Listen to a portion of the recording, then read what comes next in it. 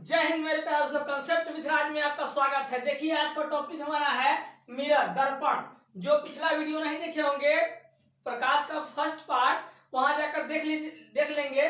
और यहाँ पर हमने सेकंड पार्ट आज स्टार्ट कर रहे हैं, मिरर दर्पण। दर्पण क्या है ध्यान से देखेंगे आप लोग, बढ़िया कंसेप्ट समझ में आ जाएगा।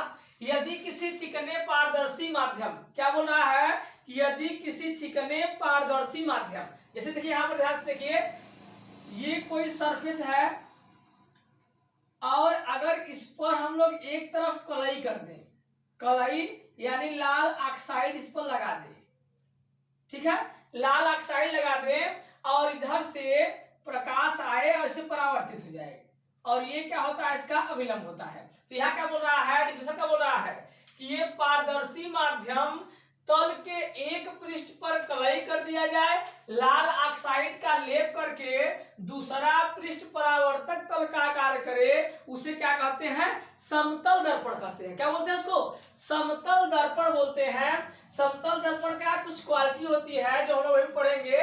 तो यहाँ पर क्या बोल रहा है, कोई पारदर्शी माध्यम हो, ऐसा नहीं जो अपारदर्शी हो, पारदर्शी माध्यम हो और एक पृष्ठ पे क्या लगा दिया, कलई कर दे यानी लाल ऑक्साइड लगा दे, और दूसरा जो दिखाई दे वो आप दूसरा जो पृष्ठ हो उसे आपको दिखाई देने लगे, उसे क्या बोलते हैं हम लोग, दर्पण बोलते हैं। जो हमारे घरों में दर्पण देखने को मिलता है वो क्या है, ये क्या है, ये प्लेन मिरर है, समतल दर्पण है।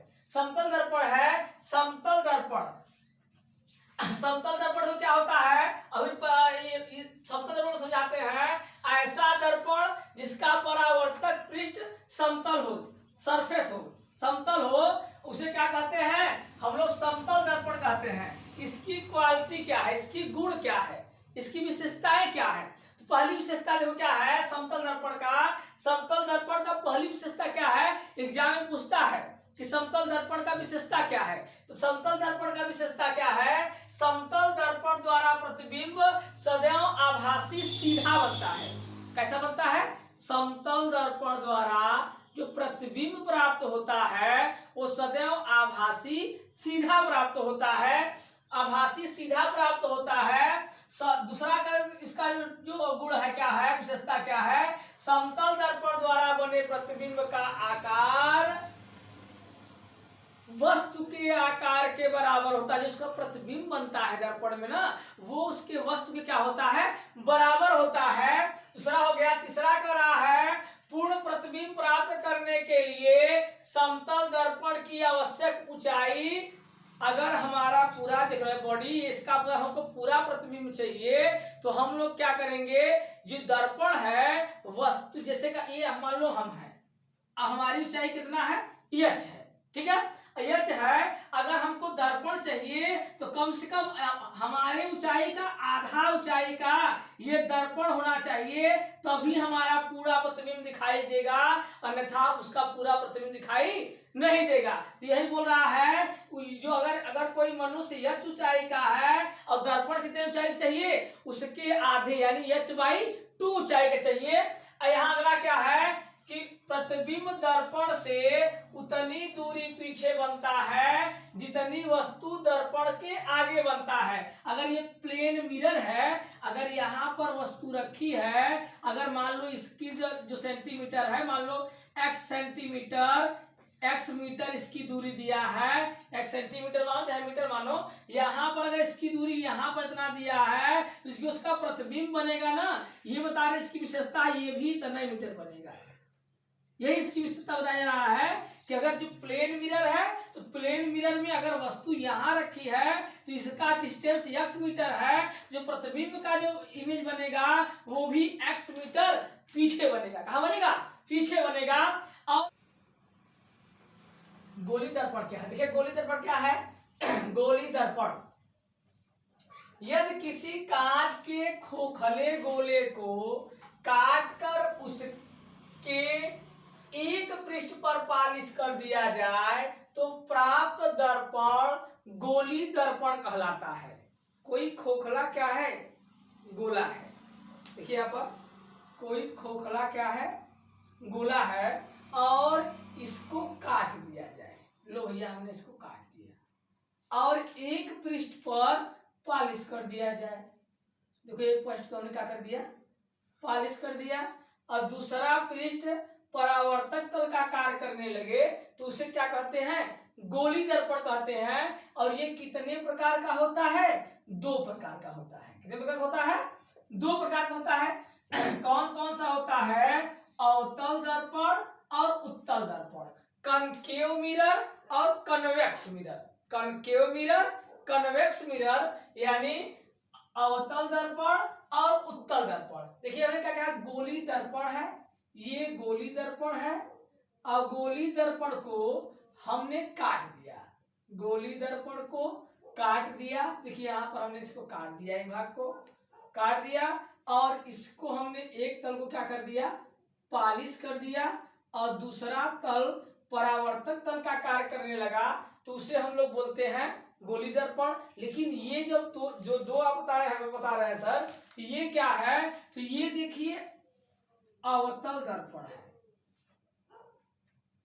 कौन दर्पण है, अवतल दर्पण है। यहाँ अवतल दर्पण का डिफिनेशन क्या हो जाएगा सर, अवतल दर्पण का डिफिनेशन हो जाएगा, अवतल दर्पण का डिफिनेशन क्या हो जाएगा, गोली कोष के कटे हुए भाग के उभरे हुए तल को, ऐसे हाथ कर लीजिए बढ़िया समझ आएगा, उभरे हुए तल को पॉलिश कर दिया जाए और दबा हुआ तल, ये देखिए ये दबा हुआ तल परावर्तक तल का कार्य करे, उसे क्या कहा जाता है, अवतल दर्पण कहा जाता है। हो जाएगा, होगा कि सर जी क्या बोला है, देखो ऐसा ऐसा हाथ कर लिए, उभरे हुए तल को क्या कर दिए, पॉलिश कर दिए, और दबा हुआ तल क्या करने लगा, परावर्तक तल का कार्य करने लगा, उसे हम लोग क्या बोलेंगे, अवतल दर्पण बोलेंगे। क्या बोलेंगे, अवतल दर्पण बोलेंगे।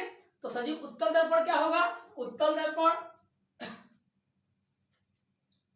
उत्तल दर्पण क्या होगा, उत्तल दर्पण हो जाएगा गोली कोष के कटे हुए भाग के दबे हुए तल को पॉलिश कर दिया जाए। डिफिनेशन ऑफ सिंपल है, अगर आप ध्यान से देखेंगे तो समझ में आ जाएगा, नहीं समझ आ रहा है एक बार फिर से वीडियो देख लेंगे दोबारा, एकदम बढ़िया क्लियर हो जाएगा। यहाँ पर देखिए, अगर गोली कोष के कटे हुए भाग के दबे हुए तल को पॉलिश कर दिया जाए, दबे हुए तल को पॉलिश कर दिया जाए और उभरा हुआ तल परावर्तक तल का कार्य करे, परावर्तक तल का कार्य करे, उसे क्या बोलते हैं, उत्तल दर्पण बोलते हैं। क्या बोलते हैं, उत्तल दर्पण बोलते हैं, कन्वेक्स मिरर बोलते हैं। क्या बोलते हैं, कन्वेक्स मिरर बोलते हैं। देखो मिरर में ये देखिए ध्रुव है, वक्रता केंद्र, वक्रता त्रिज्या, विलंब, मुख्य अक्ष, फोकस, ये सब बड़ा कंफ्यूजन होता है। हम एक साथ दोनों को समझा दे रहे हैं, आप लोग ध्यान से देखिएगा, कितना आसान से समझाएंगे इसको, आप लोग टेंशन मत लीजिएगा, एकदम आसान लगेगा आप लोगों को, एकदम जबरदस्त लगेगा। देखिए ये अवतल वाला है, थोड़ा रंग भी बदल दे रहे हैं जिससे आपको साफ साफ दिखाई दे। यहाँ देखिए ये अवतल दर्पण है, और ये हम बना दे रहे हैं यहाँ पर, ये बना दे रहे हैं उत्तल दर्पण। एक साथ समझाते जाएंगे तो एकदम बढ़िया से समझ में आ जाएगा, एकदम ध्यान से देखिएगा, समझ में आएगा बढ़िया से। यहाँ देखिए, अब ये क्या है, अब आपको पता है कि ये गोली कोष था, क्या ऐसी गोली का कोष था, उसी का तो कटा हुआ भाग है। अच्छा ये अपने सर्कल पढ़े हैं सब लोग, सर्कल में देखिए ऐसा सर्कल रहता है तो सर जी उसके बीच में सेंटर होता है, उसी को मान के चलिए, जिसे माइंड बना रहे हैं। तो यहाँ पर क्या है कि ये जो है, अब इसको हमने इसे समझा, ये सेंटर हो गया, क्या सेंटर हो गया, तो सेंटर क्या बोलते हैं, वक्रता केंद्र बोलते हैं। क्या बोलते हैं, सेंटर क्या बोलते हैं, वक्रता केंद्र बोलते हैं, इंग्लिश में सेंटर ऑफ कर्वेचर। तो ये वक्रता केंद्र को C से प्रदर्शित किया जाता है, और ये क्या होता है, ये इसका मुख्य अक्ष होता है। क्या होता है, ये मुख्य अक्ष होता है, इसे हम लोग X बोल देते हैं, या मुख्य अक्ष यहाँ लिख दीजिए आप, मुख्य अक्ष, मुख्य अक्ष हो गया। और ये मुख्य अक्ष हो गया, यहाँ हमने लिखवाया है वक्रता त्रिज्या, रेडियस ऑफ कर्वेचर। तो ये यहाँ से यहाँ की दूरी को हम लोग वक्रता त्रिज्या बोलते हैं। क्या बोलते हैं इसको? वक्रता त्रिज्या बोलते हैं। और ये जहां पर काट रहा है इसे पोल बोलते हैं, इसको P से डिनोट करते हैं, इसको C से डिनोट करते हैं और इसको R से डिनोट करते हैं, कैपिटल R से डिनोट करते हैं। अब यहां पर देखिए ये वक्रता त्रिज्या हो गया और ये क्या हो गया? वक्रता केंद्र हो गया। क्योंकि सर जी आपको हम तो दिखा दिए कि ये पूरा पूरा गोला था और गोला में सेंटर होता है, सेंटर यानी सी, तो इसको क्या बोलते हैं? वक्रता केंद्र बोलते हैं। और ये यहां से यहां की दूरी क्या बोलते हैं? वक्रता त्रिज्या बोलते हैं। अब क्या है?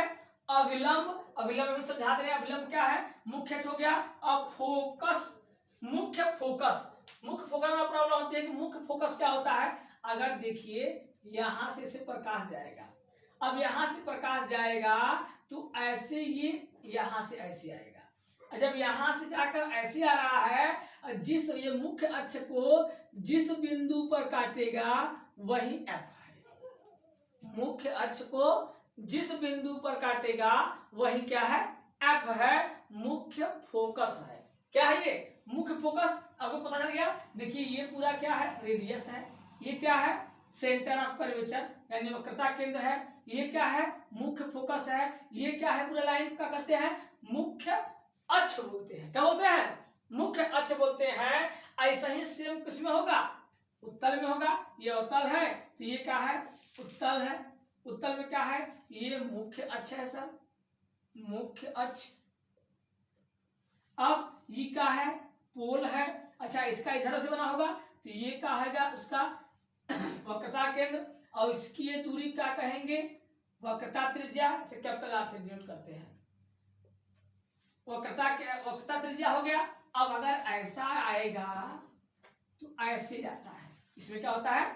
ऐसे जाता है, लेकिन आभासी प्रतिबिंब यहां करता है। ये इसका क्या हो गया? फोकस हो गया। आपको हमको लग रहा है कि एकदम बढ़िया समझ में आया होगा। आई होप तब हम बढ़िया समझाए अपने हिसाब से। अगर आपको भी अच्छा लगा होगा, अगर अच्छा लगा हो तो लाइक जरूर कर दीजिए भाई, सब्सक्राइब कर दिए इसको, चैनल को थोड़ा आगे बढ़ाइए। एकदम ऐसे धीरे धीरे चलेंगे तो कैसे काम चलेगा? थोड़ा ध्यान दीजिएगा आप लोग, हम कितना मेहनत कर रहे हैं। तो आप लोग अभी सब्सक्राइब करते जाएंगे और थोड़ा शेयर करते जाएंगे तो हमारा भी मोटिवेशन होता जाएगा। यहाँ पर देखिए आप लोग क्या करेंगे इसको, अब इसको क्या करें? अब ये देखिए आपको समझ आ गया? क्या समझ आ गया? कि ये अवतल दर्पण है, ये वाला अवतल दर्पण है और ये क्या है? उत्तल दर्पण है। ये उत्तल दर्पण है और यहाँ पर उत्तल दर्पण है। ये क्या है?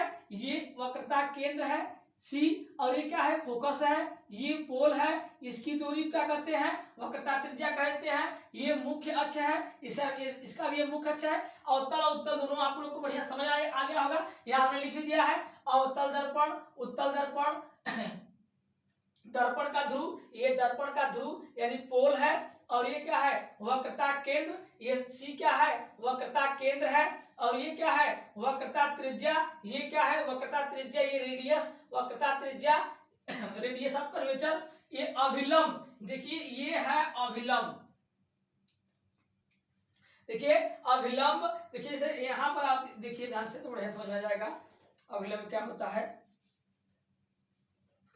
यहाँ पर देखिए थोड़ा सा, जैसे अगर ऐसा है, ये सरफेस वाला होता है, ऐसे आता है, ऐसे कट जाता है, और इसी में इसको क्या बोलते हैं? अभिलंब। यहाँ से अगर डालना चाहेंगे तो इसमें भी अभिलंब होगा। ये हो जाएगा हमारा अभिलंब। और यह क्या है? मुख्य अक्ष। ये क्या है? हो गया, ये क्या हो गया? मुख्य अक्ष हो गया। और ये फोकस, फोकस क्या है? ये एफ, जिस बिंदु पर काटता है उसको क्या बोलते हैं? फोकस बोलते हैं। अब हमको लगता है कि आपको अच्छा समझ में आ रहा है। देखिए आगे क्या है? गोली दर्पणों से प्रतिबिंब के बनाने का नियम। बनाने का नियम क्या है? ध्यान देखिएगा। जैसे देखिए अवतल दर्पण है और ये उत्तल दर्पण है। ये अवतल दर्पण इधर पूरा बना है और इधर सब क्या बने हैं? उत्तल दर्पण बने हैं। अगर क्या होगा? अगर इधर से प्रकाश आएगा, इस पर टकराएगा तो मुख्य फोकस से इधर, ये आपतित किरण है और ये क्या है? परावर्तित किरण है। यहाँ देखिए ये अगर इधर से आएगा तो इस पर टकराएगा और ऐसे जाएगा, ये आपतित किरण है और ये परावर्तित किरण। और यहाँ पर देखिए सेकंड कंडीशन, ये फर्स्ट वाला था बनाने के लिए, फर्स्ट वाला। सेकंड में देखिए अगर ये किरण इधर से आए इधर से आए तो इससे टकराकर ऐसे जाएगी, ये आपतित किरण और ये परावर्तित किरण। यहां पर देखिए अगर सी से ऐसे आया तो पुनः ये रिटर्न हो जाएगा, क्या हो जाएगा, वापस हो जाएगा। ऐसे आया और ऐसे क्या हो जाएगा, वापस हो जाएगा। ऐसा ही क्या होगा उत्तर में, देखिए अगर ऐसे आएगा तो ऐसे जाएगा, ऐसे आएगा तो इधर से जाएगा और ये आभासी प्रतिबिंब इधर प्राप्त होगा। अब यहां पर सोचिए अगर ऐसे आएगा तो ये पुनः ऐसे प्राप्त होगा। अगर ये यहाँ पर देखिए अगर ऐसे आया ये सेंटर की तरफ से तो ये अगर ऐसे आएगा तो डायरेक्ट यहाँ से क्या होगा, वापस होगा। 3 प्रकार से प्रतिबिंब का बनना होता है, 3 कंडीशन से। देखिए अवतल दर्पण में प्रतिबिंब का बनना जब 6 कंडीशन हम लोग आप लोग को बताएंगे तो उसमें आपकी इसकी जरूरत पड़ेगी, इसलिए इसको आप थोड़ा ध्यान से देख लीजिएगा। अगला वीडियो जो होगा वो प्रतिबिंब के बनने पर पूरा क्लियर कर दिया जाएगा।